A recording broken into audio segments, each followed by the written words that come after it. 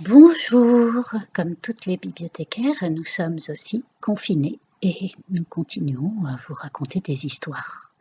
Cette fois-ci, nous allons commencer le livre de André Weil, Tais-toi quand tu marches, avec l'aimable autorisation des éditions du Mercure dauphinois.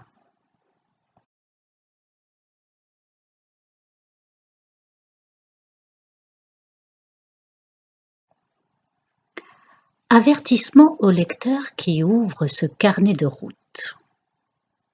Au début de tout chemin, il y a quelques ombres, quelques froidures humides. Vous le devinerez aux hésitations et aux tremblements qui persistent au début du récit. Vous le ressentirez peut-être, les premiers feuillets comportent quelques ampoules. C'est qu'il faut du temps pour que les pieds se fassent aux chaussures, ou bien le contraire. C'est qu'il faut du temps pour que la plume se fasse au papier, ou bien le contraire. Au début du chemin, le pourquoi partir cherche ses balises. Au début des écrits, les mots sont en quête d'harmonie. Ils hésitent, ils cherchent leurs repères, et ils ne sont pas habitués à s'écrire. Les premiers jours de marche, les questions et les mots sont un peu raides. Ils ont des courbatures. Et puis, jour après jour, le chemin se fait confiance. Il se fait robuste et généreux, drôle et pathétique. Et puis un jour, inévitablement, la peur disparaît. La lumière arrive. Les mots se lâchent comme des ballons en plein ciel, et vive la routine du chemin de vie devient une fluidité quotidienne.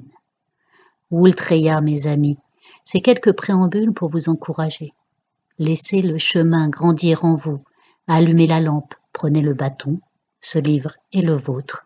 Laissez-vous surprendre, marchez et lisez à votre rythme, à voix haute ou à voix basse, à l'endroit ou à l'envers, à petits pas ou à grandes enjambées, avec ou sans détour. La lecture finalement viendra de l'intérieur, de cette partie enracinée au plus profond de notre être, car c'est un livre spirituel dans le sens le plus simple et le plus compréhensible du terme. Il s'adresse à notre esprit essentiel. Il s'adresse à notre sourire intérieur, il s'adresse à nos sens les plus intimes.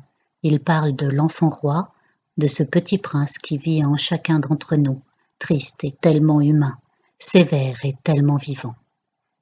En grandissant, votre besace découvrira chaque jour un nouveau chemin, enjoué ou bien pesant, vagabond ou bien profond, venteux ou bien aride.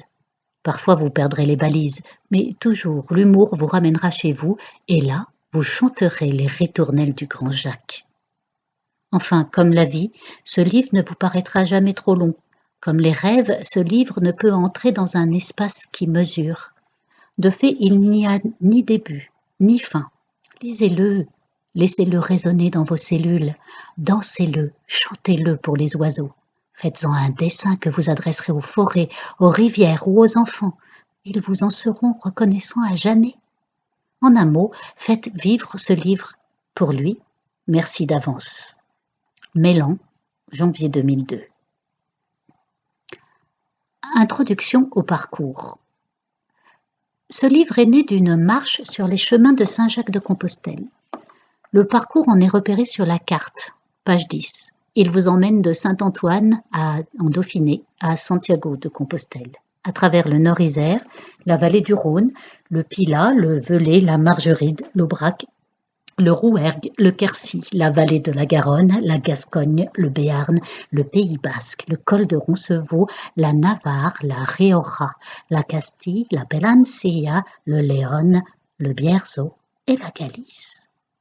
Depuis le massif alpin jusqu'à la pointe océane du Finistère ibérique, ça fait beaucoup de souvenirs. 1800 kilomètres de sentiers, routes et chemins, 10 kilogrammes de survie dans le sac, quelques douleurs, environ 2,5 millions de pas au cœur de nos histoires, au plus intime de nos traditions et de nos inconscients collectifs. Comme tout événement, le vécu ici rapporté a été et reste une expérience unique au monde qui appartient au passé et qui n'aura plus jamais lieu. Les personnages sont inconnus de vous, les prénoms sont inventés. Ne vous accrochez pas à la description du parcours lui-même, surtout ne cherchez pas à la reproduire, on ne peut pas vivre dans le passé. La description de ce parcours n'est qu'une invitation à vous abandonner aujourd'hui à l'appel de votre propre chemin. La description de ce parcours n'est qu'une invitation à ressentir la vie qui chemine en vous. Une invitation à goûter le bonheur de la relation intime avec les paysages, les gens, les animaux, les fontaines, les monuments, la fatigue, les émotions. Partez tranquille, vous ne risquez rien si ce n'est de vous découvrir.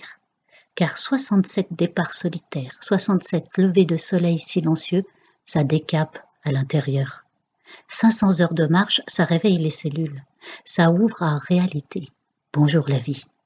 Si vous avez souri à ce propos hors du temps, vous êtes les bienvenus pour cheminer plus avant sur votre propre chemin étoilé. Au bout du parcours, vous arriverez chez vous et tout le bonheur que je vous souhaite. Une ligne pour remercier tous ceux que la Providence a mis sur mon chemin, notamment Georges Duplé, Béatrice Angèle et aussi Jean-Pierre Rabalan, à qui le livre doit les photographies. Et puis un mot, le dernier, pour remercier Frédéric, mon enfant, qui m'a appris à vivre debout et à qui, bien évidemment, ce livre est dédié.